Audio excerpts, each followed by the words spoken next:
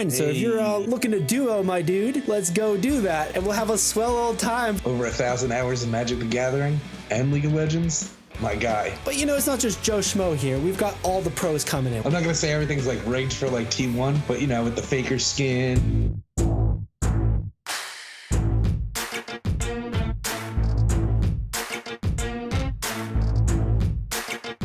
Hello and welcome to the Esports Meta. I'm Billy Sims. We've got lights on, we've got camera, we've got sound. We're ready to go.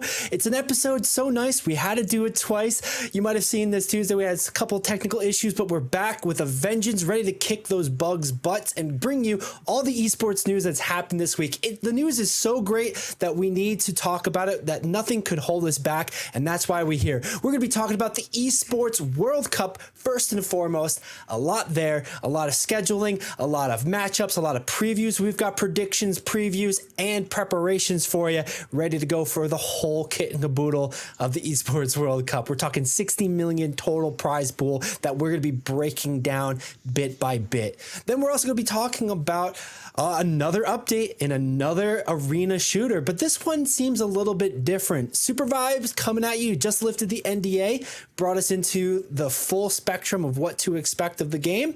And we'll be discussing that a little bit, breaking it down. And then finally, 2XKO, right? Long anticipated fighting game. We've got an update for us there and something that you might want to be a part of directly. So stay tuned for those and more. And of course, if you like what we're doing, do the internet stuff, follow, like, all that stuff. We really appreciate it. And if you just want to hang out and chill with us, we love to see that. Let us know your thoughts as we're talking. Message us, send a comment, do a hashtag, the Esports Meta, and we'll do our best to respond to you guys and involve you in the conversation. Maybe that hot take isn't so hot. Maybe you're a spice lord. Maybe you know exactly where to go. But anyway, let's get into it. We're going to need to, and I'm going to need somebody to talk with. And of course, the perfect person I have right on deck here, Nicholas Layton, the double cam. How you doing today, Nick? I'm doing great, man. What's going on? Whole lot of something and a whole lot of nothing this week, man. It's been trials and tribulations across the board. How are you feeling? I got you right as you're sipping that coffee. I didn't even sip it, man. I thought you were going to talk longer. No, I'm feeling great, man. Like this international World Cup stuff for League has been great. I've really enjoyed it so far. Right. You know, this earlier this week, League was kicking off the same day we were recording this. So it was more of an anticipatory, but we've been living and breathing it since. So we have a lot to talk about there. Is there anything specific besides League of Legends you're looking to kind of like dive into further? Because of course we've got the Esports World Cup. We've also got 2SKO and then our now reoccurring segment of Arena Shooter Update Watch. I'm always thirsty to see which arena shooters are adding themselves into the mix and which ones are doing a little bit better since last week. Personally, I'm really excited. Really excited. Last week you had suggested, and I think we got to piece this together for like the next week. You suggested that we start doing arena shooter bingo. Just get a 5x5 box and start checking off what happens when. And I think that's a great idea, man. Hopefully, you know, our fans, our audience also agrees. And if you have any ideas out there in camera land and chat land, let us know if you have any ideas for that bingo, because I'm sure you're feeling the push too, where it's every week. There's been like 17 different arena shooters, man. That's all I gotta say about that for now. Yeah, no, I'm loving it. We just got to look at the features, right? Like the new features for these arena shooters.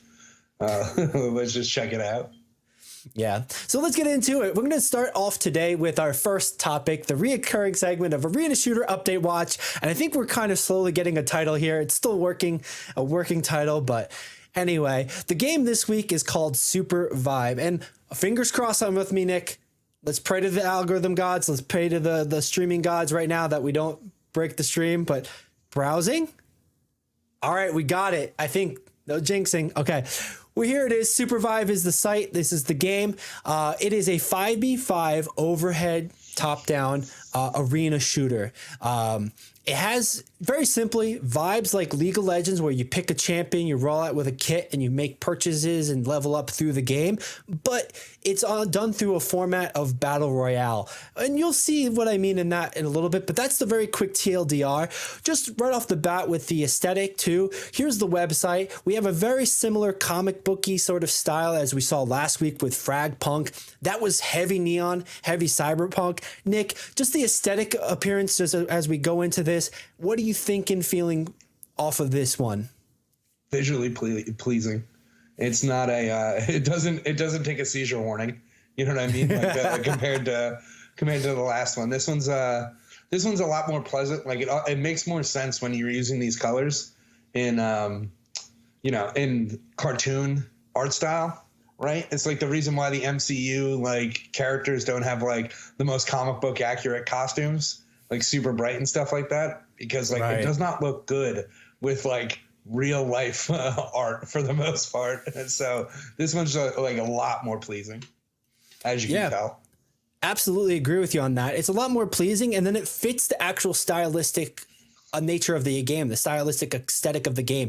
You carry over the same color scheme and art style and vibe that you have actually playing the game, whereas like Fragpunk, it had a really interesting balance of like hyper realistic and then like super realistic. So like hyper meaning super neon, a lot of comic book overlays on top of like more muted real life character models and guns, etc. And I feel like that had something that was like, it's a choice.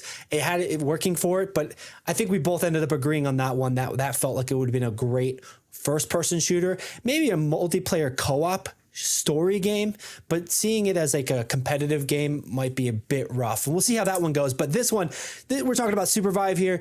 This one seems to do the same thing, but in a better way. Just straight up, simply put, this neon apocalyptic hero BR, as they self-describe here, dropping in and etc. So, there is already a creator program. There is already an alpha beta sort of happening. They lifted the NDA.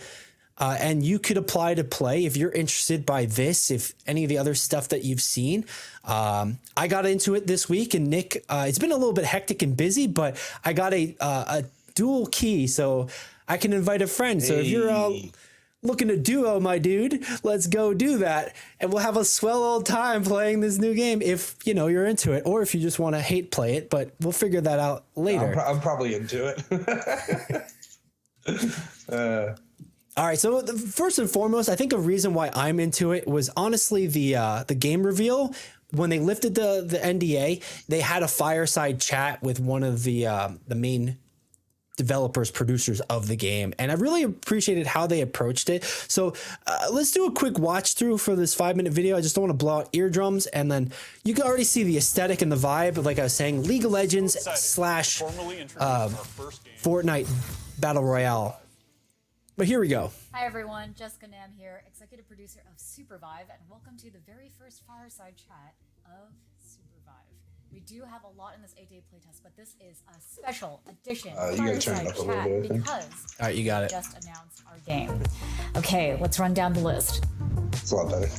On the topic of more info about Supervive, we think our game should just stand on its own merits, even in alpha development. So, starting today, any playtester, creator, journalist, or streamer can share their opinions, create content, stream the game, write fan fiction, or make just actually, about we might be SOL because it might have playtest might have ended yesterday. That means this announcement will come with a big wave of first looks from journalists. That would have been way more useful earlier in the week, but come into our playtests. Shit happens. Go check them out to get an unfiltered take on what we're building. Okay, next topic.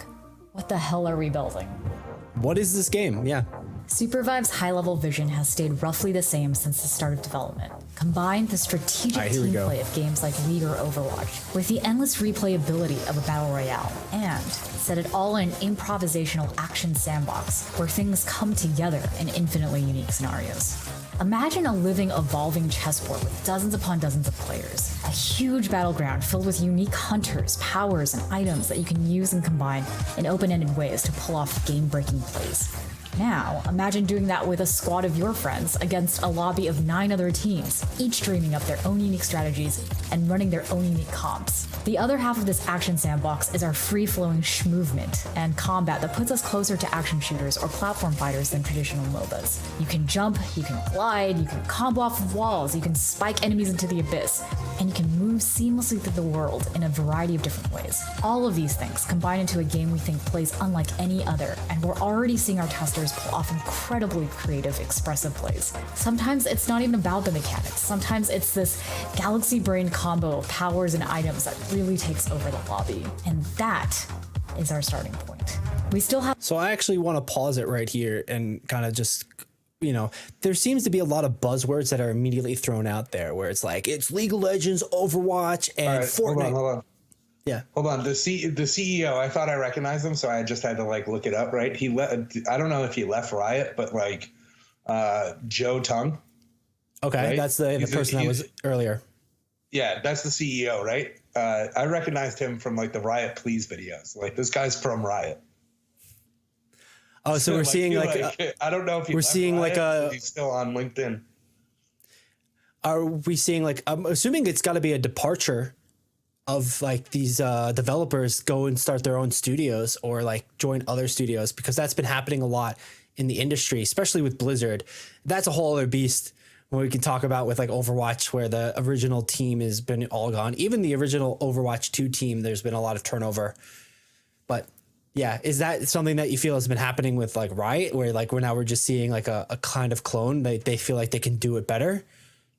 No, I mean, this is the thing, right? So this could just be his passion project that he had over at Riot or something like that, because it does feel like an additional game mode. We've had cool game modes that aren't battle royale, but are more PvE style game modes that are a little bit more like this, because you never have League like that.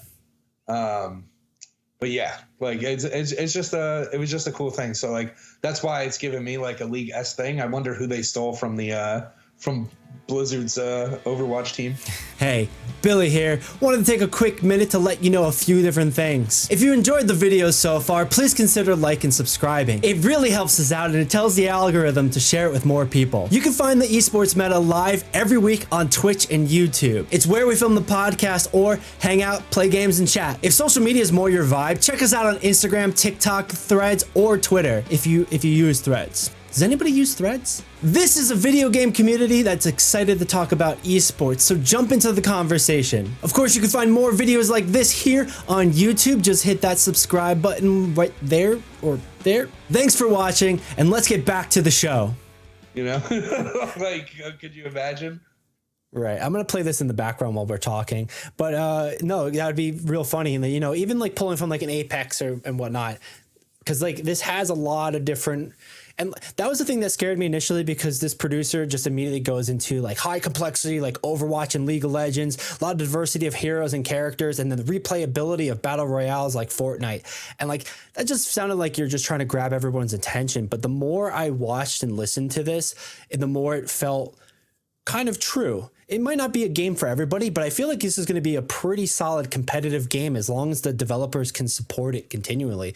Off of that initial here, Nick, would you agree, or would you have some other sentiment, or just did you pick off any other thing specifically that she said? Because at one point, here, she called it schmovement. So that's interesting. I guess that's just a play on it just being real smooth movement throughout the whole entire map. So you're not going to be really hindered too much by movement, but there are things that are going to, boost your movement throughout the thing. I take this as it is. I think too much randomness always leads me to say that a game isn't long-term competitive. It can be short-term and you can garner a fan base, but the more randomness you put in, the worse it gets for the competitive gameplay. And you need to tighten it up, just like Apex has. Apex in the beginning versus Apex now, drastically different games, Yeah. Agreed. So I think that's what you got to watch out for. It looks super fun, right? It looks like this is going to be a really cool game to play with your friends. But it's giving me a Risk of Rain 2 kind of vibe. League of Legends mixed with like Risk of Rain 2. I don't see it as like Overwatch, unless you're going to talk about like the characters themselves, in which case like every game has characters that are unique. Like get off especially the now, thing, right? Yeah, especially now because Overwatch has made such a mark. It's the only FPS to ever win Game of the Year back in 2016. So like maybe we don't see it because we haven't really gotten into the champion, but League of Legends has had champions before that. Maybe it's the role sort of situation. Maybe they're doing it more that role, but you know, who knows until we get our hands on it.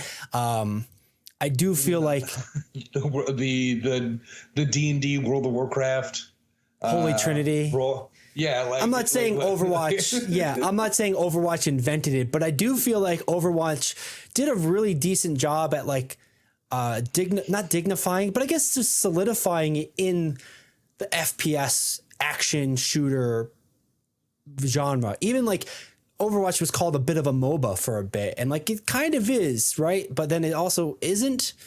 Anyway, so of course a lot of people are going to anchor on it, and like how true is it is a question we can go and answer, but it does feel like there's a somewhat, we're giving this one like a moderate score, a little skepticism, but like we're both like kind of excited and eager to play it. Unlike some of the other shooter arena clones that we've seen just be money grab. Yeah.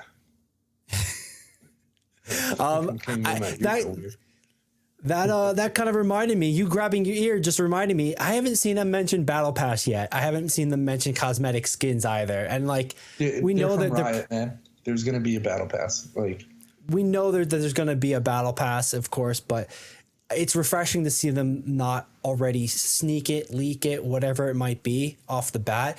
Because like, like the half of the arena shooters we've already looked at, we've already said meme and money is like the first two things we see with it. How much money are they going to try to make? How much of a cash grab is it going to be? Or how much are they memeing so that it gets clipped on TikTok and it becomes the game of the week for like 2 weeks and then people move on. But overall, I'm excited for this. There's a lot happening. There's a lot more going on because they just lifted the NDA, meaning that everybody can talk about their experience, not having to lip seal or be sponsored content where it's like impacted or influenced by the developer. There's already a lot of information going on about the game. Wikipedia is being made. Maybe they were made previously. Now they're just being launched to a live audience. But generally speaking, you know, if you want to try your hand at this, keep an eye on playsupervive.com. Check out their YouTube. I know we're going to be doing it, or just follow us. We'll keep you posted and informed. We'll find out and gather all that information for you. But straightforward, just come to the website and click play free and pre-register for a play test. Try to get some access to it. Maybe you can play me and Nick here. Go duo against us, or maybe join us for a quad team setup, battle royale style. But, you know, let us know if you're excited for it. I know I am. I'm giving this one I think a 6, maybe a 7 out of 10 so far. I'm excited for it. I'm looking forward to it. It does have some things I want to like iron out before I like full support. Say it with my full chest. All right, Nick. Any final additions before I actually push us into our next topic here? No, man, I was looking at the staff for this game. Like they got some people with some experience. But yeah, like it's pretty cool. Like I was looking at the website for them for the game, and looking at the team for Theorycraft Games. And one of the things like they post is like the game, basically the games that the most played games that these guys have. Like, so it's like the 1,000-hour mark. Like what games do they have 1,000 hours in? And like, you know, in a joking manner, I'm going to say some of these guys are some degenerates. Like Cy Lee, the staff game designer, over 1,000 hours of Magic the Gathering and League of Legends. My guy, absolutely degenerate. He's cut from the same cloth, man. We should get him. We should get him on the podcast, man. That's awesome. Yeah, like there's some, there's some cool things on there, but like some of the players like 1,000 hours in Counter-Strike and then Stardew Valley. you know? So, Stardew Valley is such it's a different way of being a degenerate, right?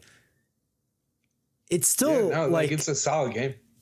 It's a great game, but it's like a much different vibe than putting 1,000 hours into League of Legends. Are you more of a masochist or less of a masochist? You never know. Like, all right, so this one dude right here, Randy Knapp, right? Let's see, staff UI engineer, 1,000 hours in RimWorld, Project Zomboid, and then Valheim. Like, my man loves games. Yo. That's wild. Battlerite, Overwatch, and League of Legends for another person. Like that, they got some. They play some stuff. Oxygen not included on some of these people. So like, they like a lot of different games. But one thing is pretty common. They do like some competitive games. So like, there's probably a lot of influence from like all these competitive games. Like Absolutely. Dota, Overwatch, CS:GO. A bunch of people are like Super Smash Brothers Melee, like. Those are some to put that up in 2024. Like these guys are probably not to be messed with in Melee. I'll be honest. Like I'll probably play them, but like everyday man off the streets, like I play Spanish now, but like it's pretty cool. So we love to see it. We absolutely love to see it because it gives more grounding and more of an anchor to steer into competitive play. And that's exactly what you want to see from a game like that. Whereas comparative to games we've seen in the past where we're very skeptical about how the competitiveness was going to be. Is this just a cash grab or in this for a long haul? Are they doing it for sustainability or are they looking to just make a quick million? And, maybe they know their game's a stinker and they want to just get money and then leave. But it really feels like these they come from a background and history of competitive games and they want and believe they can make something succeed in this day and age to that degree. And that was quite the pedigree and list, which I think gives us a great segue because a lot of those games were being listed. They're getting played at the Esports World Cup, which is our next topic right now. So Nick, if you're ready to move on, I'd like to push us over there and talk about a few of those games you said those developers have put over 1,000 hours into. Yeah, let's do it, man. I've been watching as we speak.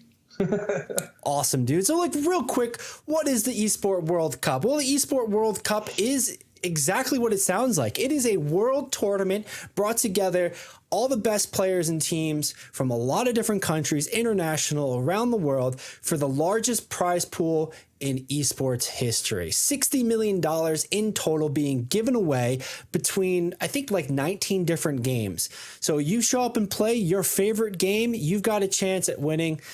But, it's not just Joe Schmo here. We've got all the pros coming in. We've got pro organizations, pro teams, and a lot of competitive games. So that's what we have here. It's being hosted in Saudi Arabia. A lot of controversy with that. But, it's where we're at. It's what we're doing. And the kickoff date started earlier this week, I believe on Tuesday, the 2nd. It's an 8-week competition, as we're seeing, and here's a list of all the games. We're going to break that down in just a second, but just really quick, you've got a huge variety of game from Apex Legends to Football Club. You're talking about some sports games into mobile Legends, Fortnite, League of Legends, Rocket League, StarCraft. Love to see Rocket League being played on this scale with this sort of money support because we know Blizzard doesn't really want to support StarCraft like that, and Rocket League is just always in your face, high octane fun. All right, let's get into it and a little bit further. It's happening this week. It's happening all week. Every week's going to be a couple different games. Here's all the jazz, the riz, all the hype coming right here on it. And boom, 21 titles. I misspoke before. I can't count this week. Usually it's opposite. But like I said, it's $60 million prize pools, 500 teams, 1,500 best esports players.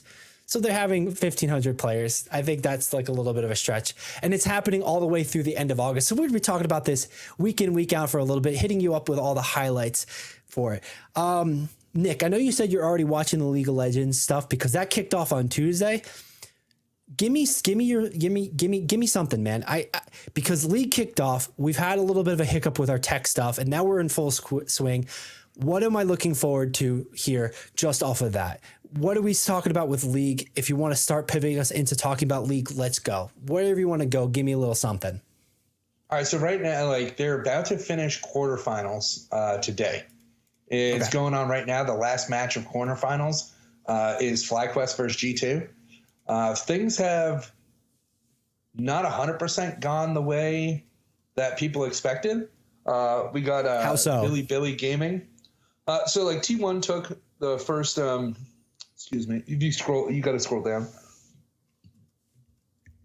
into the standing. Oh, here's the bracket. Okay. Yeah. So like, there's the bracket, right? Like you have T1 took the game over Billy Gaming. It's like it was a good match, right? It's right. like, Billy just had a really favored. Right. Billy just had a really strong showing in MSI, right? Like, or was that something else? Like a lot of these teams had some good showings in like MSI. Like you can see all the people who went to MSI are pretty much here. Yeah. And so like Team Liquid Honda looking super strong for 2-0. I mean, not like super strong, but like, they're looking nice against Fnatic. Let's see how they do against like T1. This is going to be like, I'll tell you right now, it's not going to be an upset for some reason if T1 just loses this. And like, it's one of those things where it's like, it just happens. Like it randomly at these like MSI, these events that are off of like the more beaten path of like Worlds and everything like that. They're like, sometimes there's just a weird upset where, North America wins an MSI for some reason. So like it's like something along those lines. So you got to say it with your chest, man. NA all day. NA all day. No, man, I'm a realist. Like I'm not going to do that. Like when they're trash, I'll be like, you're trash. But no, like, so, it's going to be a fun game, especially to watch. Like if you're NA or Korea, it doesn't really matter. And then, right up in the second half of our thing right here, we got Gen G versus Top Esports, and like Top Esports did really well against Gen G. And again, like MSI people where like Top Esports was doing relatively decent in MSI, but then like if I remember correctly, they like dropped off at the end of like MSI. It was definitely like a little bit weird, but it is what it is, right? Like I'm pretty sure that they got 2-0'd like crazy at MSI. It was very weird. And here they are, 2-0ing Gen G, bringing us into the second round, waiting on FlyQuest G2 to finish up. So like, remember, like, in the standings, like, Gen G at MSI beat Billy Gaming, right? And then Billy Gaming like came back in the losers bracket, beat T1 in order to like 3-2 just to secure a spot against, do a rematch against Gen G, and then ended up losing. Top Esports, if I remember correctly, like they ended up like winning 3-0 against like Team Liquid. They lost to Gen G like 3-2. And then they went to losers and, expected to do well. And then they ended up getting like 3-0'd by somebody. I think it might've been G2. And then you have this now, like, if you look at like the brackets now and like the way that they are, like if G2 like could come out and then face Top Esports again, do they have their number? Are they going to 3-0 them again? Like this tournament seems pretty wacky at the start right now based on like the MSI rankings, right? And like where everything ended up. So I'm with you on that. You never know. And the one thing I want to point out with that too, and maybe the thing that's a little bit wacky with this, it's single elimination. You've got 8 teams. You lose, you're out. There's no losers bracket. There's no underdog, like vigilance, like what is it? Retaliation sort of story arc. There's no like retribution sort of like I'm going to make my way through strategy through the lower bracket. They're done, right? Gen G's out. They performed really well at MSI, and here they are knocked out first round to Top Esports. And Top Esports is no joke, of course, like you're saying, but like it's kind of surprising to see this. But then again, it's not. But like that's the excitement of what this is, and it feels like it's kind of the build up to be a really interesting and fun tournament so far. I'm not the League of Legends player, but that's my take from I guess from seeing how MSI played out, seeing how the summer stage has been playing out. Do you feel like I'm in the ballpark here? Do you agree, Nick? Do you have like a little bit of an extra insight from your expertise on this? I mean, so like one of the things, like these games are a lot I don't want to say like a lot more interesting than like the end of MSI, but like these games are super interesting. They're super fun to watch, but viewership overall is up like pretty crazy. Like the T1 game versus Billy Gaming had like, I think it was like without Chinese viewership was like 800,000 people like at peak. Oh, wow. Without talking about like the Chinese viewers. So like it was probably like most likely over 1 million people just in general watching that game. And I think it was like close to like 500,000. No, not 500,000, like 300,000 or something like that or it could have been 400. Was it like 400? It might have been, I think it was 400. I think like the T1 game, I mean, not the Team Liquid game. Sorry. The Team Liquid game had like 400,000 people, which was like a lot more than what they normally have in like the LEC or and stuff like that. Yeah. Like the LCK is normally around 500,000. So like they had almost double like the viewership for Billy Gaming and T1. We're talking about some serious numbers and some serious attention on that. And like, if something like this can come in like the middle of the summer and like rival what the finals are, the League of Legends annual finals are, the grand finals. Like, I think the last time we looked for 2023, the finals peaked at like 1.5 million unique viewers, but I think it averaged about 500 to 700,000 viewers. So like we're talking some pretty big numbers here. And this could be like a whole nother like lifeblood on that, and a great kickoff to an event like this, which, you know, is something we would want to see. Like the event is what it is so far, and like a lot of speculation and skepticism kind of healthily with it. But like the first time you do anything is always going to be the hardest. If this goes well and if League is really putting up those numbers, it'll be interesting to see what kind of other numbers the other games are putting up, and if they can continue that, and if it guarantees that they're going to do this again next year, next season, something like that, and bring back a $60 million prize pool, 21 different games, etc. to play, and like really just hone in what worked and what didn't work. Yeah, for real. Absolutely exciting stuff. All right, so on that tone and note, we can continue talking about, of course, League of Legends here, but there's so much more Esports World Cup happening. I want to just wrap up the League of Legends portion real quick as we move into our next game. Give me your predictions, Nick. It's a little bit anyone's call here. Of course, this tournament can be anyone's game. There's a lot that can happen. What are we seeing? We're a little bit skewed. This is supposed to be early in the week, and we're supposed to give us our blank predictions from the start. But now we have pretty much T1 versus Team Liquid Honda. Who's taking it? T1's going to beat them, but like it'd be super funny if Team Liquid won. You know, like T1 should win pretty strongly against them, unless like, you know, something drastically changes for Team Liquid. Not to say that like they're not capable of it, but T1 definitely. All right, I'm gonna take that gentleman's bet and just believe in Team Liquid Honda to pull it out to get to the grand finals. I'm not sure about if they're gonna be, you know, smelling their own farts enough to push it into the winner of the whole tournament, but I'll take that bet here against T1. I think they've got the capacity to, in air quotes, upset T1 on that. Really, just pull out some strength, make a play happen, but. You know, I think ultimately you're not necessarily wrong. T1 was looking stronger through the summer stage stuff and MSI. Okay, moving into the other stuff. We already have one result finalized, but we're waiting on the other one. It's happening live now. So let's, you know, kind of use our mystical magic powers of prediction and our crystal ball. Who's got it, G2 or FlyQuest? Based on what's going on right now, you know, it's probably looking like G2 just making like the 2-1, like the reverse sweep. But you never know. You never know. Like I would love to see FlyQuest like get more experience in an international event against different opponents. Yeah, so. FlyQuest has been struggling towards the back end of these tournaments, and I know they just finished out the pick ban phase. They just started 2 minutes into the game here, so we are a little bit, you know. We've got a little insider information on this one, but I would think I agree with you. I think G2 is going to push this one to the reverse sweep.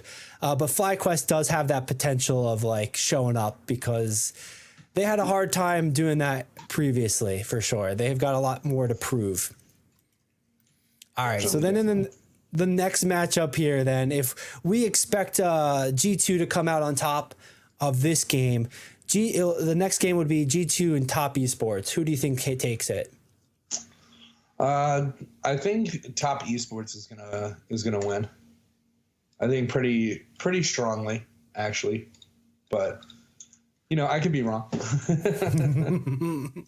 It's hard to disagree with that statement, even the you could be wrong part, but I agree. I think Top Esports has shown a lot of strength. I didn't get to watch their first game in this tournament, but I think even if FlyQuest does push through on this one, I think Top Esports can overtake either of those teams that they have potential of facing right now.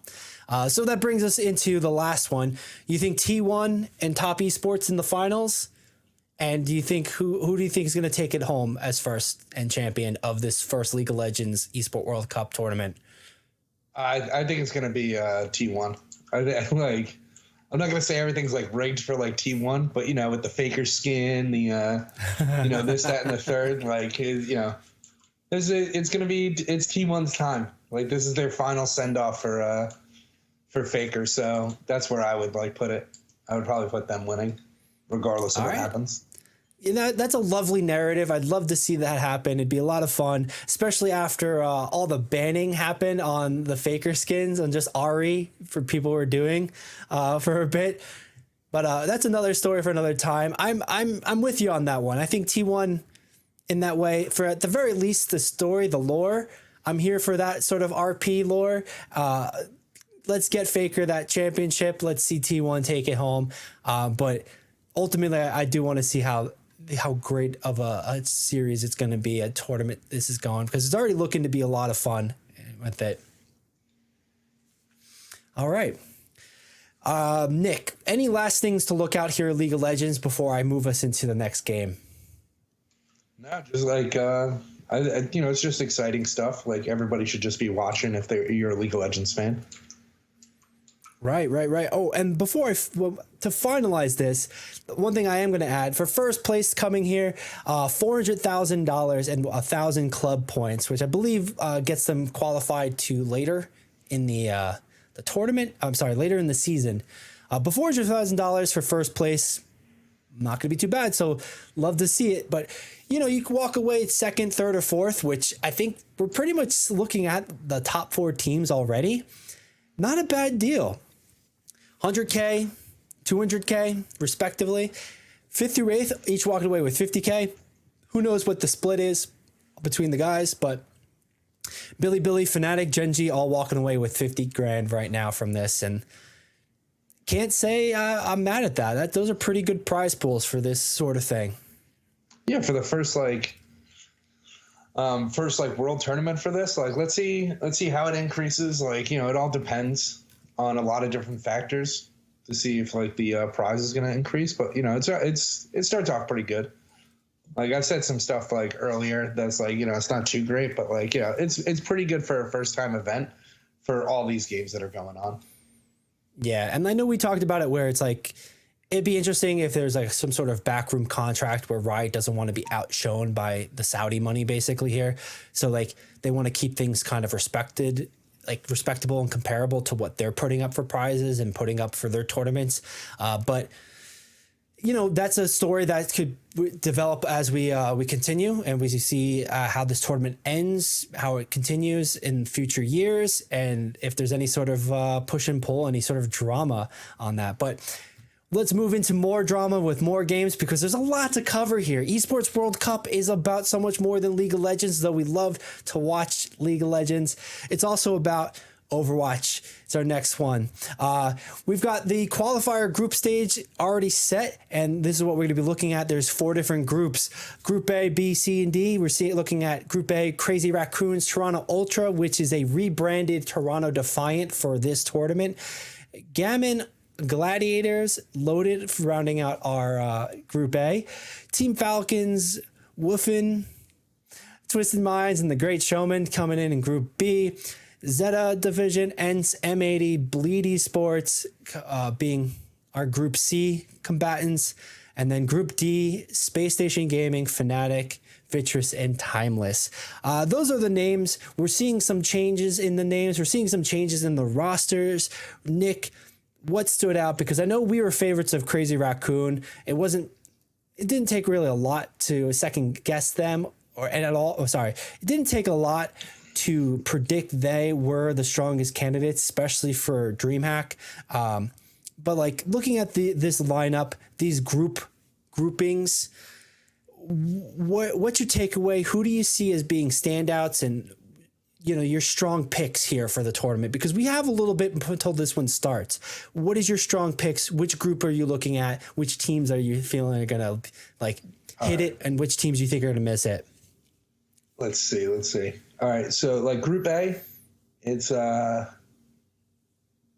probably going to be Crazy Raccoons and Gaming Gladiators.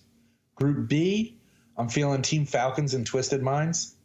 Okay. I think that's pretty like, I think Group C is going to be ENCE and M80. All right. And then Group D is going to be Timeless X. Like that one's going to be the wild card. Really? I think Fnatic. Yeah. I don't know. Like I don't like Fnatic ever. So like I hope they eat dirt. But that's just like as an Oregon. What a statement! Like, I judge you if you start trying to sell socks.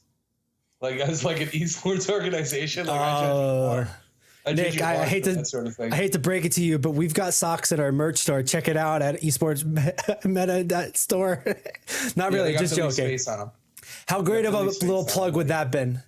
Dude, that would have been awful. I would have just disconnected like immediately. Left foot has your face, right foot has my face, and it's just like, no thanks. No thanks. All right, so Group D. Yeah.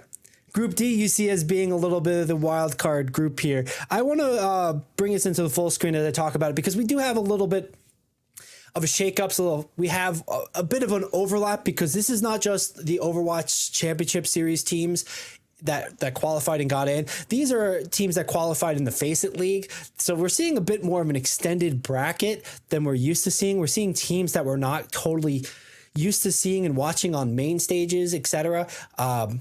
So I think that provides a lot of like pizzazz on this one, a lot of shake up for it. But generally speaking, a lot of pizzazz. Yeah. Thank you. I'll be here all week. Jazz hands.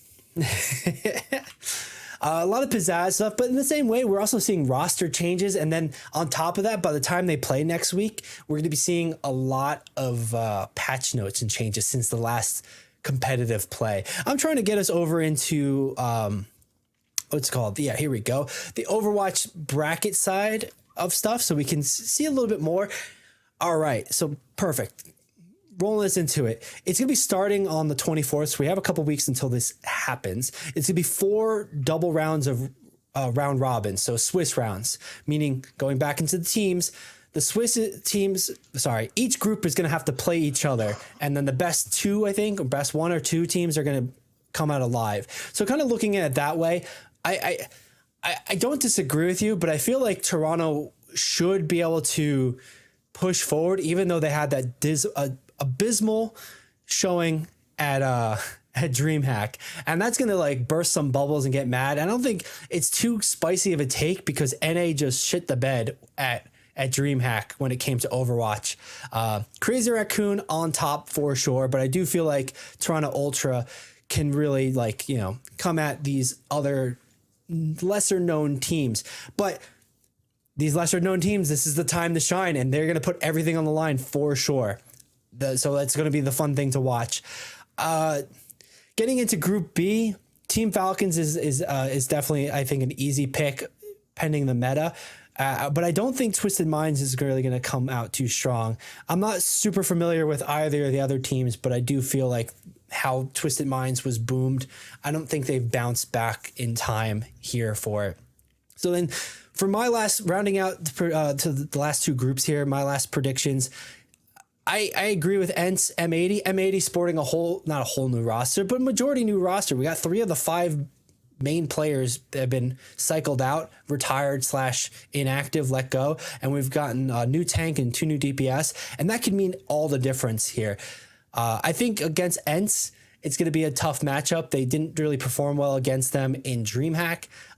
So a little bit of a rivalry brewing in this one, but maybe not because it's new players.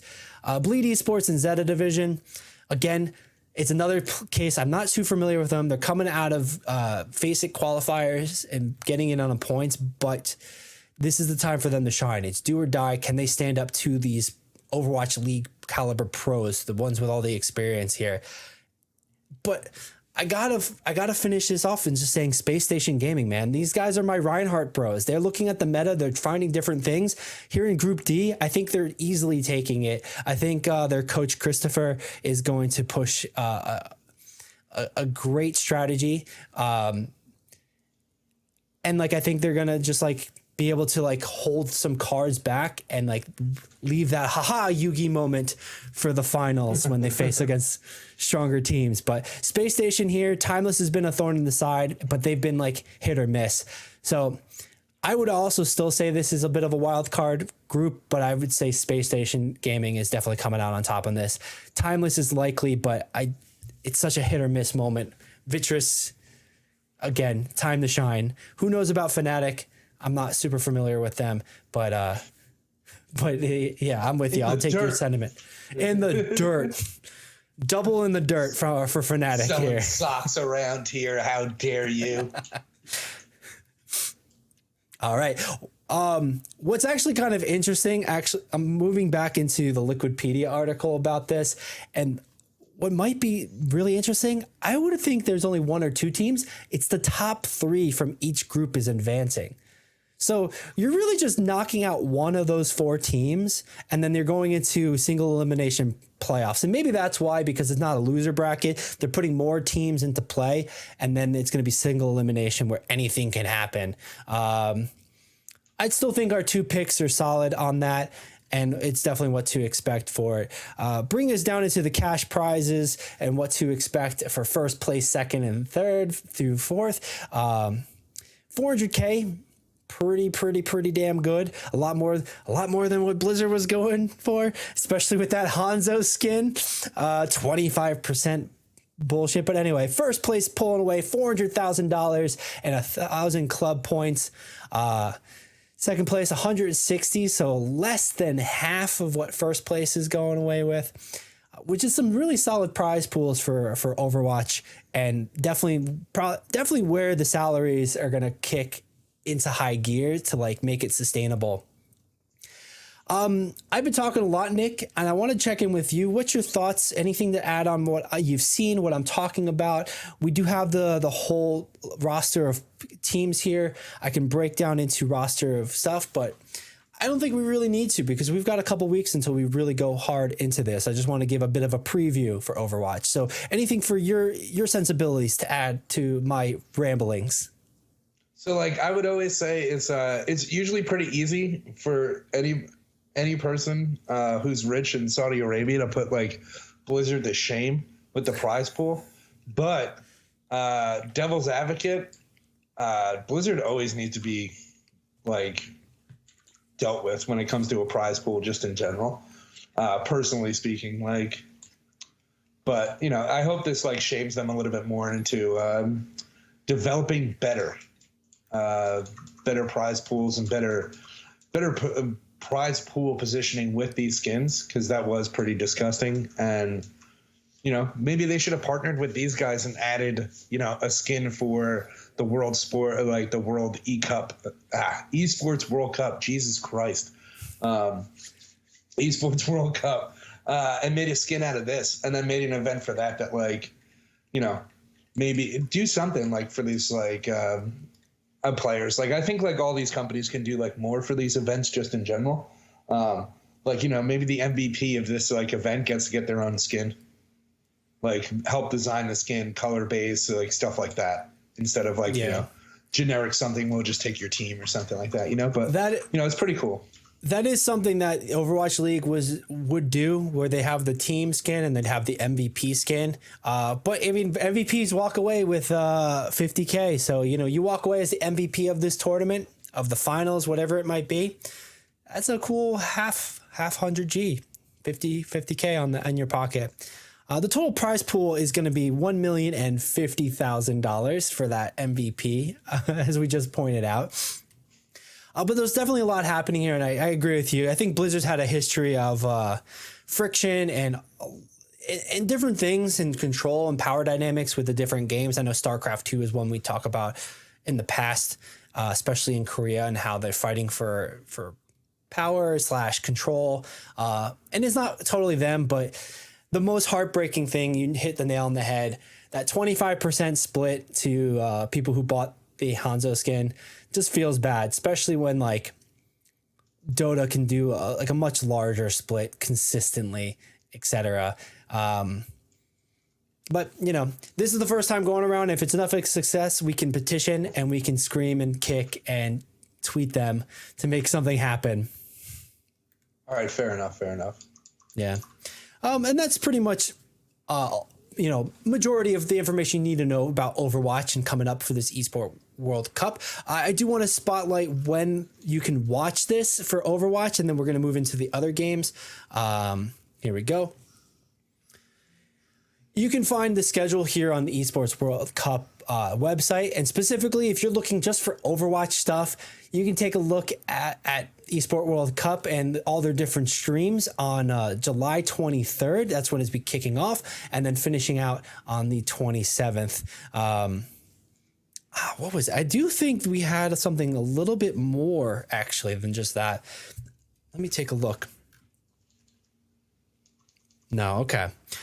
Yeah, so that information is correct. They are going to be doing the group stages from the 23rd to the 25th, and then they're going to be finishing with the bracket playoffs the 26th through the 28th. So a total of 6 days, a full week-long tournament for Overwatch, and that's when you can check it out. Keep an eye on that. Keep an eye on us, of course, and we'll we'll keep you posted of all the information that we know. We'll do our breakdowns, analysis, and any sort of hot topic moments and highlights for you. All right, Nick, we've got a little bit of a dealer's choice moving into our next game. We hit the two major ones, you know, a little bit of me, a little bit of you with League of Legends and then Overwatch. Which game would you like to move into next? Do you want me to break down the list of the games real quick, or just give me some scheduling? Choices. Let's get some choices up in here. You know, this isn't right in answer. I want some choices here. Multiple choice, please. All right. So this week we're seeing Mobile Legends happen, as well as Call of Duty Warzone. I don't think either of us are super interested. I think it's going to be standard affair, but I know the Call of Duty heads. I do have somebody who's like a team manager. I know them over there that for a Call of Duty team, and they're excited they got to qualify to go over there. So there's going to be a lot of exciting stuff happening there. Generally just not my cup of tea. So if it is your cup of tea, let us know why. Nick, you interested in checking that stuff out yet now, or like let's keep moving? Honestly, only if that dude who pretends to be a wizard is playing in that thing. like the guy who RP's a wizard in Call of Duty, I'll watch the crap out of that. But most of the time, I'm not really too interested in Call of Duty. It just hasn't been my cup of tea for a while. Once the maps got a little bit too open and stuff like that. Yeah. Fair assessment. Let's move on. Then we have, of course, League of Legends, which we already talked about, but then can't say this. Riyadh. Let's try this together. Riyadh Masters. Russian Dota. Riyadh. Baby. Started earlier this week, going through the 20th. It's going to be about a 2-3 week tournament. I know you were interested in seeing what this one was about, so I don't know if we can get that happening on the back end. Now, let me preview this so I don't get any sort of weird things happening. Yeah, I just wanted to check it out because of how similar it seemed to Dota and League in general, and I wanted to know basically if what it specializes in compared to League and Dota. So in Dota, it's a little bit more complex than League because you can kill your own minions in order to deny gold super early. You don't have to back in order to get buy things because you can have your mule and stuff bring it to you. So that's what I was looking at. Unless it was a direct clone for the most part of one of them. Right, and here we're looking at a VOD real quick of a match that happened earlier today, which we could skip ahead, but here we're in like a little bit of a pick ban phase, so in that way, similar to Generalize. And like, yeah, it does seem like a bit of a, Dota clone, League of Legends clone, but let's see what sort of depth in here. You're more of our MOBA expert, our MOBA man in action here. Tell me what you see. Walk us through it, what you notice and what your expertise is saying. I mean, like, again, it's a laned Defense of the Ancients Dota-esque kind of game. Like, they're all based on that, right? Like, original Dota, Defense of the Ancients was lanes and stuff like that. But the art style and stuff like that, it looks like this is like the mobile bang bang of Dota for the most part, like very similar to Dota. This is a mobile game. No, I'm not saying it's a mobile game. I'm just saying like this, like mobile bang bang is basically like League of Legends. And it just sparked. I thought it does look like it sparked that question. I think you can kill your own minions in this, so it looks like they don't. It doesn't seem like they added much to Dota just in general, They still have like the jungle area, and I can't really tell like much of like what's going on right now besides like general. They're hitting with moves. This guy overextended, obviously, because he's getting shit clipped. Yeah. Like so he obviously overextended. This guy's, they're playing the poke game. Skipping ahead a little bit to see if we can get a little bit more, but yeah, it doesn't seem like it's drastically different. They are collecting some gold in the top left, it seems like, as well. Powered by Pepsi. Let's go. No Coke around here, but no, it looks like a Dota clone. So, which a lot of MOBAs just in general tend to look like. Yeah. Okay. So is this something we're going to be taking a look at a bit more? Are you excited about that out there in chat land? Let us know, of course. But Nick, specifically you, our MOBA man, and maybe me, our MOBA man in disguise. What are you thinking about that one? Do we want to pay attention? We want to talk about that further? Probably not. Like I'll look at it like in my own time, but I don't think it's like I don't think it's going to overtake Dota or League of Legends. So like I would say like no, it's just something to like look at in your own time. The most interesting part about this is that there's a $5 million prize pool. Like, and League's only got one. Mm-hmm. Only 1 million.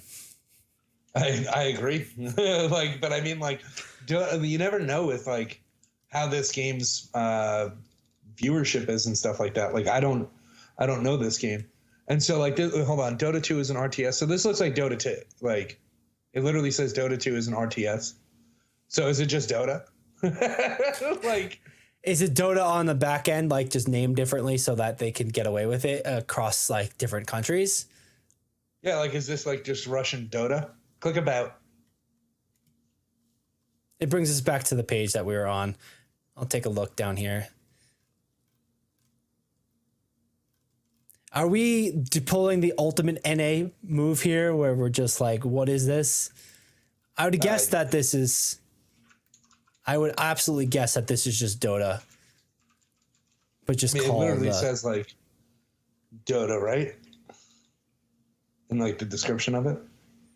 Yeah, which would make it a pretty convincing Dota clone if it was actually just Dota. It's, I don't know. It's interesting. But yeah, okay.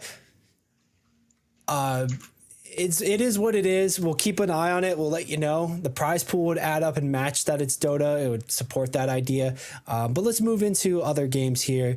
Counter-Strike 2 is going to be another interesting one with Free Fire as being an alternative.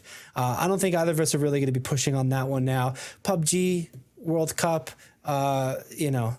Mobile Legends, Bro, Bang Bang. Location? Hold on a second. Are we just idiots? Yeah. Well, it is the place that is playing, and like, oh my god, are we? It's fucking Dota, bro. You're in, like, you let me go into that shit. It's Dota, bro. How dare you? You've been got. You got, son. So it like, yeah, it's Dota. In that way too. No It's a wonder little why bit. It has 5 million. Yeah. in that way too, they have a whole logo for it, whole name. It could have threw me. I'm not following Dota very, very closely in that way. I'm like an essential true NA esport player. Getting back down here. Bro, I'm so fucking tilted now. Happens to the best of us. My bad, bro. I would have never guessed. I would have never guessed unless it said Dota there. But anyway. No, that tricked me pretty well. Damn, looking stupid. Let's delete this. I think we should just stop for today too. Technical difficulties. Let's just wipe this shit out of this. Jesus Christ. Dude, do you know how many VODs we have of just us being idiots and Riot to Masters, like calling the game Riot to Masters? Like we're absolute. Let's not talk about it and let's move on. Let's move on. It didn't happen. I don't know what you're talking about. We deleted it. Mobile Bang Bang, not something we're really going to talk about here, but that's happening between the 23rd and the 26th, as well as PUBG Mobile happening through the 18th through the 27th. Overwatch 2, we just went over. Rainbow Six Siege, there's a few people. They're still missing a few teams qualified, but we've got some time before that starts on the end of July into the early August. ApexLegends is our probably next beefy boy we'll talk about, and then Honor for Kings, but both are happening at the end of July, so we've got a couple weeks before that even kicks off. It does seem like Apex is all set and ready to go. They've got the teams picked out, qualified, ready to go. They're just waiting to get the tournament started. Excuse me.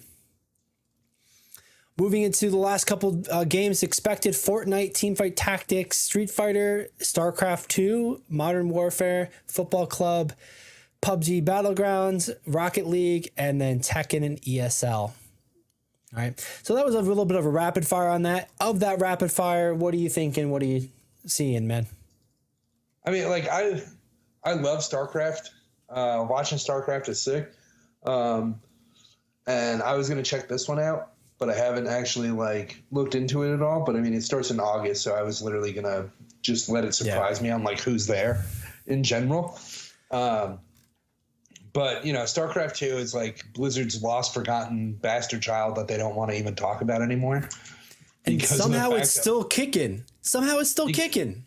Because no one cares what the hell Blizzard thinks when it comes to like playing like the game just in general.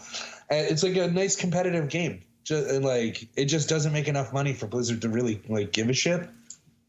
You know? So who knows how long it'll last, but like Korea's not letting it go. Like you know, the opposite end of the world is not going to let it go no matter how much, you know, North American California wants to say it doesn't exist anymore. RTSs are great, they're fun, and they have a fan base, and unfortunately it's a pretty hard game to try to monetize in general because it becomes pay to win like real quick as soon as you like monetize an RTS, and RTS players don't want to pay to win the game. They want to be better at the game and develop new strategies and stuff like that. So no, that's fair. That's fair. And like that's the kind of game like Super Smash Bros. Melee where just more time it becomes more solved.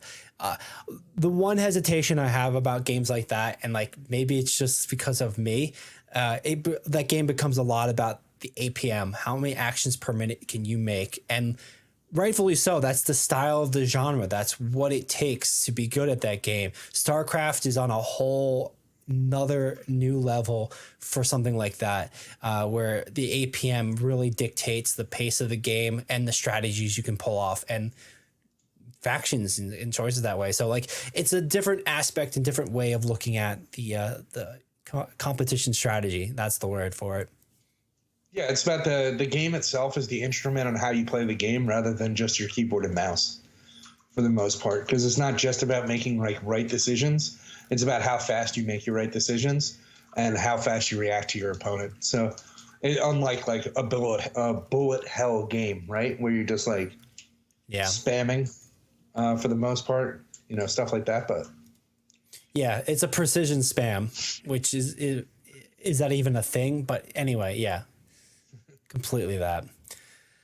So I'm not really sure what we should kind of pivot into. We have a lot of these games that aren't kicking off yet. Looking forward to it. We could talk about the prize pools on some of them and when you can start watching one, which we briefly already did. But yeah, man, I kind of want to move on in general if you're okay with that. Maybe we'll talk about Dota a little bit more in the next segment.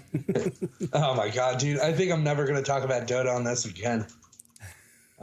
Just in general. Dude, I got so fooled by having Dota's logo be on every single piece of advertisement, but then calling it the Masters, like, had me completely messed up. So anyway. Yeah, man. That's got to be in the same sort of bucket as like some of the backroom deal things we were talking about previously, and like our bad on that, but is what it is. Let's keep moving forward. And I think this is a good time to actually move us into our next topic. We've talked a lot about the Esports World Cup, and we're going to talk a lot more. So stay tuned, hit that like, follow, a subscribe button, wherever platform you're on, and check it out and keep up to date with us. But moving into our next topic, we're going to stay on Riot, because we're going to be talking about Riot's fighting game, TXKO. Let me bring up their website real quick, and then we'll start talking about the news that happened. So TXKO is a 2v2 fighting game with a similar cartoon aesthetic as that we've seen before. A little comic, a little hardline aesthetic, and it's been very, very anticipated. There's already been an alpha playtest, an in-person playtest, I think at EVO, etc. And there's a lot that people are excited for with this, but we're coming hard and fast with the announcement that they're bringing, why we're bringing it up here, and it's really just Alpha Lab, and that's kicking off here. So let me play the video real quick. It's kicking off very soon, Alpha Lab, and TLDR, just if you want to just tune out what these people have to say or just listen to what we have to say, they're going to have an online alpha test of the whole game coming up soon, and you need to sign up now, basically, if you're interested in playing this game. So let's play the video and hear what they have to say in full detail. We're here to talk about our first playtest towards the end of this year. It's going to be in August, calling it Alpha Lab. This is the next step in building this game together with players. And so this is going to be a very early version of sort of our first draft of the whole game, not just core gameplay. So it's not just the two characters on screen hitting each other and then the assists coming in and stuff like this, but the actual around that, playing online against other human beings. Yeah, exactly. So it's going to be an online play test. Offline play is there, but it won't be in this test. And you'll be able to play from at home, PC or Xbox or PlayStation 5. But the whole experience of like how you get into the game, what are the things to do other than fight? We have some great ideas and we put them together in a little package. And so it's going to be a little jank, but that's kind of the point. It's important that we hear your voice at an early enough stage where we can actually make changes. Yeah, and I get the sense that this is really just the bones of it, right? Like the gameplay is there for everybody to mash on and have a good time, but the bones and the outline of all of the other systems in the game, like how you play against other humans, what the UX and UI and stuff like that looks like, all these other features around the game besides like I'm playing and hitting another character on the screen. So when people get a chance to play this at home, what kind of feedback are you looking for? You're not just looking for, I'm the EVO champion and the frame data on this needs to be different. You know, you're looking for everything, right? Like I went to play against my friend and it was hard to figure out how to play against them, or like, you know, these kinds of things. Like, what are you looking for and what kind of feedback is helpful for you? Yeah, exactly. This is our first draft of like sort of the whole game loop, right? So how you get into the game, how do you like play with your friends? We're trying some things that are, you know, some things that are conventional to be familiar to you, some things that are new. And we want to get your feedback on how it's all holding together. What's your wish list? Like based on what you're seeing, like what's missing? Tag me in. Yeah. Sean, tell us about the kind of cool things that we're looking for. Yeah. To Tom's point, and kind of to your earlier point, this is really early, right? And so when it comes to the type of feedback we want, we really do want to hear everything. Even like the push the glasses up, like actually that stuff's helpful. Yeah. You know, the larger parts of the game, the around game, even though it's very early, we want to hear about it. Yeah, I get the sense you guys have direction. Like this is what we're thinking about doing. If that's, you know, pretty solid information for you, I can keep playing, but you have any sort of takeaway on that? Because my initial is that they want to test the net code on this, and it seems like they're not super confident of the net code for the fighting game. Yeah, I mean, it looks like a little bit of a stress test, right? Is like basically how I feel about it. nothing really speaking to me about how this game is going to be a little bit different. Like like right now, like they probably don't want to say the words of like, instead of like a 1v, it's the in between of Mortal Kombat versus or Street Fighter versus Marvel versus Capcom, right? So instead of having 3 with the tag team play, you're going to have 2, which is more than Street Fighter. But then they're going to probably have like combo breaks like in Street Fighter where you like perfect blocks and stuff like that. So again, like nothing about what's setting it apart from like other fighters than like, oh my God, I like Riot. Let me play a Riot fighting game. Yeah. But we know how strong IP can be in this day and age. We're seeing a ton of Disney stuff with Marvel and Star Wars, etc.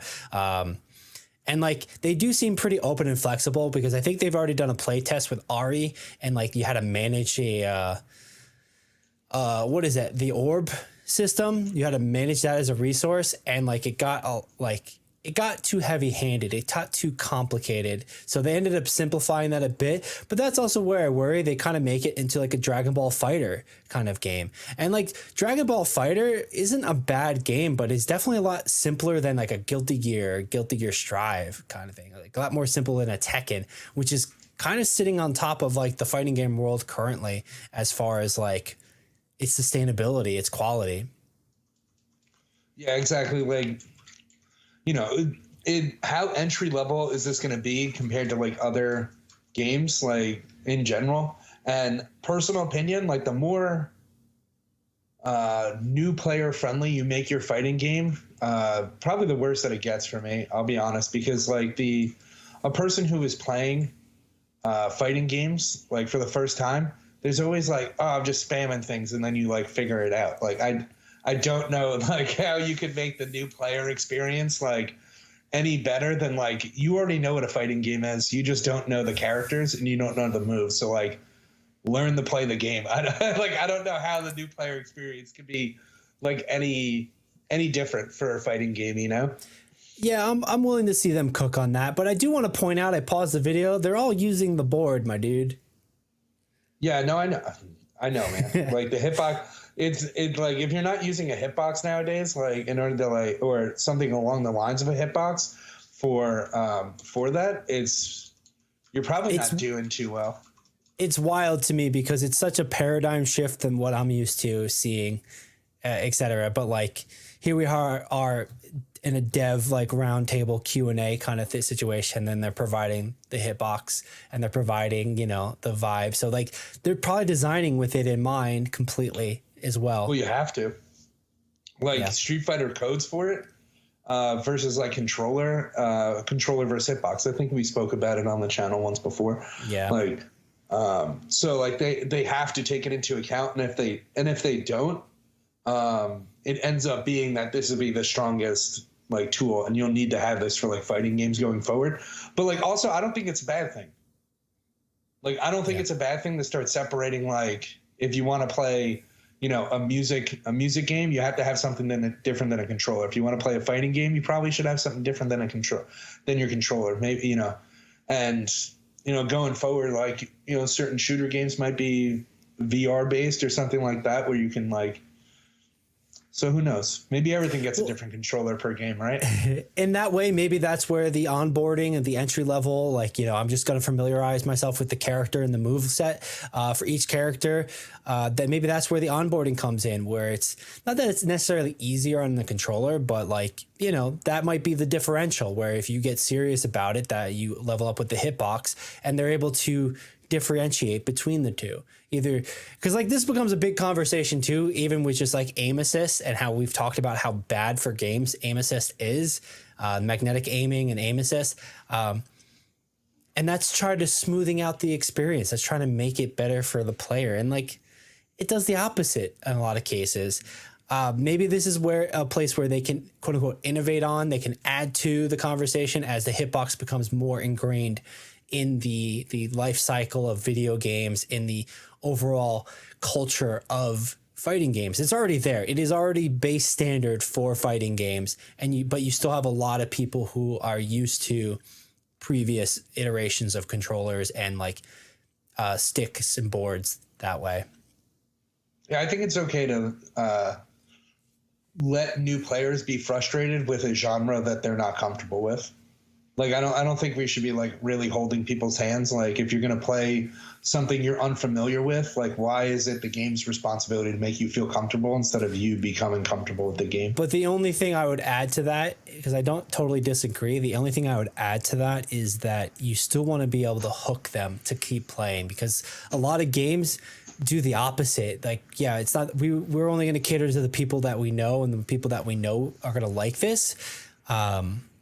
But, you know, you do need some lifeblood. And we've seen how that's pained World of Warcraft in a while, and both ways, trying to focus on new players and doing it badly, but then also trying to like avoid new players and just listening to the old hats. And you can't really do that completely either. So like, I would just add to what you're saying, which like, yeah, it's a new genre for somebody. They're just diving into fighting games. They're not familiar with a fighting game. There still needs to have something, even if it's as simple as being actually fun, where you can like see where it's fun and want to get better, because otherwise people just won't, especially in this day and age of mobile games. I mean, yeah, but like, you know, fighting games have, how do I put this? Like how do you pull in new players with like a fighting game? It's like, all right, the IP, or they do like cool shit, right? But the problem with like a fighting game is that like you're going into the pool of players that play fighting games, right? So instead of like, you know, when a game comes out and you play it with your friends, like, oh, let's play like this fighting game now. That's not a thing. Like, you can't get hooked on like just playing with your friends and doing cool stuff with your friends as you both learn the game, because it's a fighting game. You're joining a pool of players that already know how to play fighting games. And so how do you get around that? That's like MMR and stuff like that. But even then, that doesn't really cut out that experience, right? Like, it's... No, that's fair. And the nature of a fighting game is highly competitive, because you're looking to play against other people. You can play against the computer and speed run that stuff. By the way, Games Done Quick's going on. And it's been fantastic. And I've got a clip I want to share from next week. Maybe we'll throw it in as a little bit of a reward to ourselves for pushing through on this. But you're right. Like, there's going to naturally always be about ranking and MMR, or like matching up to like equal level players. And you know, that's focusing on both players having a good experience. But I think, as true as that is, you also want it to just be a fun game. You want somebody to feel like they can get better, and like, you know, because like, if walking into like MLG decades ago and playing Smash and like kind of knowing how to wave dash and, you know, not really knowing L cancel, a lot of those things are invisible. And like, you could see like, wow, they're so much faster than me and they're so much better than me, but you couldn't necessarily understand why. And like, of course, that becomes a journey for myself to ask that question, to do the research. But especially then, they were on the forums, but there's a lot of like not on the forums with it. There's a lot of learning and hands-on experience for it. And that's the point I want to make with it. It's like, you do want to kind of give them enough, just a little bit, so that entices them to, oh, hey, here's the path to go on. Here's how you get better. Here's how you become deeper in the community. And like, some of that is community based, but also some of that's developer based. Like, I agree, it's a competitive game. You're going to want to kind of keep it exclusive. You want the people you want there. But even for a viewership sort of standpoint, you want people to understand what's going on and like be able to like dive deeper in the depths of what's going on, at maybe even at a frame level. But like, that's, you know, it's chess though. Like, it just feels like chess. Like, nobody's gonna, like, unless, like, this is the thing about fighting games, is you have to be open to playing a fighting game, and if you're not, don't play it, right? So like, it really feels very chess-like to me, where like a tournament for chess is only getting watched by people who play chess or are starting to get interested in chess and like the game, like playing board games or games like that are complex in general, right? So I don't see any value to try to, like, besides like changing your IP. I don't see any value to try to get people to play like Mortal Kombat that don't like fighting games, right? If you like Animal Crossing, like, why in the world would I target you as like a new player? Like, why in the world would I do that? mean, And there's more Animal Crossing people than there are people who want to play fighting games. And like, you have to think about it like that. So like, that shouldn't be... The only counterpoint I can make to that, not the only, but the strongest one is like, you're right. You're not going to sit there and target Animal Crossing players to try to play Mortal Kombat, but any sort of game for sustainability over time, to be a continued IP and not just be a flashback, even a community, even if it's just one singular game, if you want that game to be played for 20 years, you need to introduce it and be able to introduce it to new people. And that does involve that aspect of it. So Is that what I think we're on the same page with that. I'm focused on a different part of it where it's like onboarding, and there is some onus and ownership and responsibility by the devs to be able to do that. And I think that might be the point where this game might look a little bit scary, because they could go a little too heavy-handed on it and it becomes too simplified and then just alienates the community.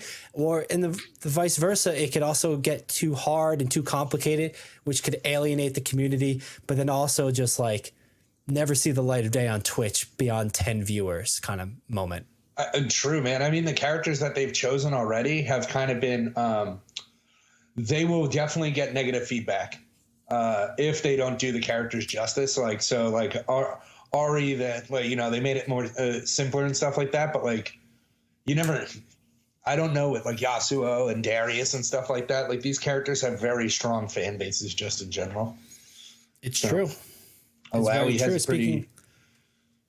Speaking of characters, I just want to run through the roster real quick. But, I think that's also what they're trying to do. And like, I love some of the stuff that people play, and Mario Kart Double Dash still has a community that plays it background, not even in a speedrunning way, but just in a competitive sort of way.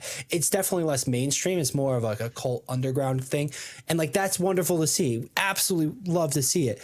I don't want this game to become that, because it has such a big IP behind it. It has such a big support, and the possibility of being another like staple fighting game in a legendary sort of roster of fighting games. And like, that's not to say that all these other like smaller games, people playing Mega Man battle cards, it's anything wrong with that. But you would also want more people, if you're playing that game, you're going to want to still play that game. And to do that, you need other people to play against. And like, if they age out of it, or they're uninterested and they leave the community, you're going to want more people to come into the community for that. And that's more of my point. But I think you're right. This roster is super strong. And like, the first 5 that they already announced here, we already talked about Ari, which had the Faker skin recently, and then she's already gotten a rework as far as from one of the earlier playtests here. Like, they're going to do the work, but like, that's going to be the red flags we're going to look at. Are they too simple? Is it too complicated? Is it too entry level? Is it too old hat? And like, well, actually kind of stuff. And that's kind of what they're talking about. And I think that's a lot of the concerns that we have on this. It is something we're going to definitely keep closer eye for here. Definitely. It's going to be cool,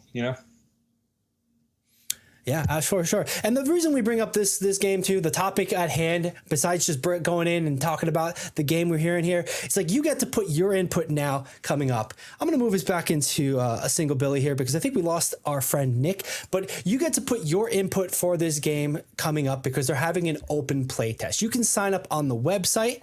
Let me bring that up real quick. 2xko.riotgames.com. They're looking to do an alpha lab playtest. You can see the box right here for that. Click into that to register.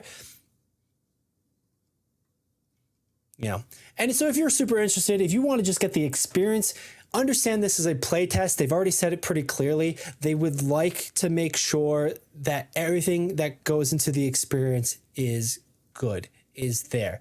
All right. So you're not looking at a full finished game. You're looking at a game as it's being developed, the netcode, the UI. So if you have any sort of input if you register and you get into this, you're playing on Xbox and you feel like, hey, it's a little weird. You're going on PC and it's like, this is perfect. Whatever it is you think, you get to say it to them and they'll read the feedback, and you get to contribute to the development of this game, which I think is a wonderful thing for a game like this, because fighting games traditionally, like Nick, you're back, you're here with us. Fighting games are absolutely about the community, 100%. And you were already talking about that. Yeah, exactly. And sorry, I had a person knock at my door, so I needed to answer the front door for a second. No worries, bro. Yeah. No worries, bro. I was just talking about how you can sign up for the Alpha Lab, which is the point of this. It's the big news happening for this game, and how you can contribute to the development of this with your feedback. And they'll take anything big from the way a character feels and plays, and the frame data, and the combo list, and the sequence, all the way to something small as like, hey, this button looks weird when I try to play the game, or this graphic on the UI sucks. Yeah, I mean, like, I'd be really interested. I'd be really interested to hear the feedback from like people who are already playing a lot of the fighting games. Even though, like, we're gonna see a lot of streamers and stuff like that, right? Like the people who normally play these fighting games, like they're all gonna get free keys, probably with an email, like, "Hey, check out this game for us, please," while this game is going on. To try to generate some stuff to it. But I'd be really interested to see like what their feedback would be, how complicated and how fulfilling the combos would be, right? And any like people who already know League of Legends and already know the characters that are going into this, the feedback that I can see like super valuable from them would be like, how much does it feel like you're playing the character from League of Legends? Like how close is this to how it feels to play that character? It's your favorite character and stuff like that. Like, because they have unique combos that are in League of Legends, and I'm surprised that we don't see Lee Sin. Like, I think like probably like I think the craziest thing is the fact that we don't see Lee Sin, who already in game has a very has a special move that is called something. It's called the insect because of the person who did it, right? And it's like it looks like a fighting move where he throws out a kit, his little resonating wave, and then he jumps behind you with a ward hop, and then he kicks you back into his team and stuff like that. So I'm really interested to see like stuff like that, like unique things that only are specific to the champion in League of Legends if they carry over. Yeah, which would be that's a great point. Cool for the IP. The IP is definitely a strong basis for this and fighting game, because it's going to spotlight a lot of the individuality of the heroes and their capabilities. So that's another point of criticism or advice you can provide, feedback. You sign up and register. The playtest isn't happening until August. I'm sure we're going to see all the fighting game community jump into this as soon as it goes live, critiquing the littlest things all the way to the biggest stuff. And I'm here for it. You can yourself sign up at alpha.txko.riotgames.com, or you can just Google TXKO Alpha, and you should be able to come up to this page. Make sure you register. You can register for PlayStation, Xbox, as well as PC, and the playtest is going to be happening August 8th through the 19th. All right. It's pretty straightforward on the topic here. Any final thoughts for this, Nick? And then, we'll actually wrap up for the episode. No, I was just thinking like the three aspects of like League of Legends that don't make it like unique, but like stand out compared to like certain other MOBAs, right? Is like they do have the talent tree, they do have purchasing like items, and then they have summoner spells. So personally, I'm thinking like, did they bring over the talent trees and the picking two summoner spells kind of thing? Like, do you get two summoner spells, two characters, and that's something that like you can use at certain times and stuff like that? Like, maybe that'd be kind of interesting, because it'd be a little bit like Poke Tekken, right? Like where not Poke Tekken, but Tech. Pokken? Where they Pokken. Oh, my bad. Pokken. It'd be a little bit like that, where they select that like assist character, but then have them choose. I think Marvel vs. Capcom did that as well, where it's like heroes had different like attributes. You can choose the speed one versus the strength one. That'd be an interesting point to see with this and the summoner spell aspect of it. But yeah, cool to see. We'll jump in ourselves later in August and take a look for it.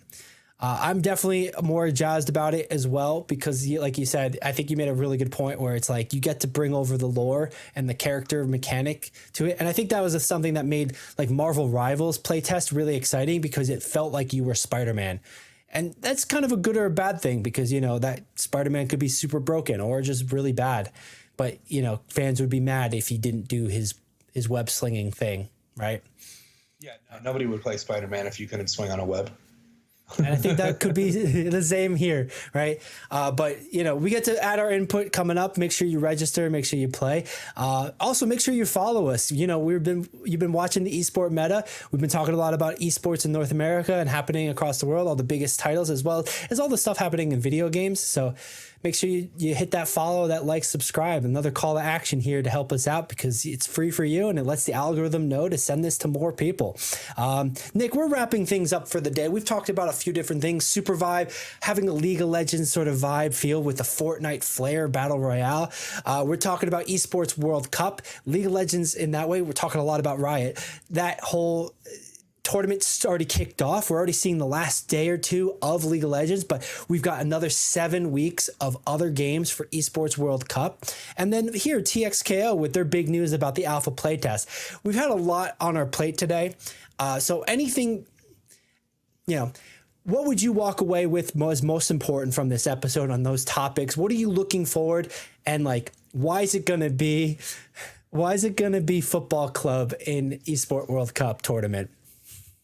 I think the most important thing you should take out of our thing today, or just in general, is going to be that we have some of the most exciting arena shooters coming to life every single week, and you should be excited to tune back and find out exactly what's going to happen next week as far as arena shooters / battlers are concerned. Right. Stay in touch for your weekly update about arena shooters and what's going on. Spoilers. I think I saw somebody play Concord and they're like, hey, this might actually be kind of good, but we'll leave that for next week's segment. I think I'm specifically looking forward to the TXKO playtest, getting that input, and I do enjoy that. But this week, Nick, we've got some playing to do for Supervive. We got some strategizing and some duoing to go in on that game. That's it for us here at the Esports Meta. I'm Billy. That's Nick.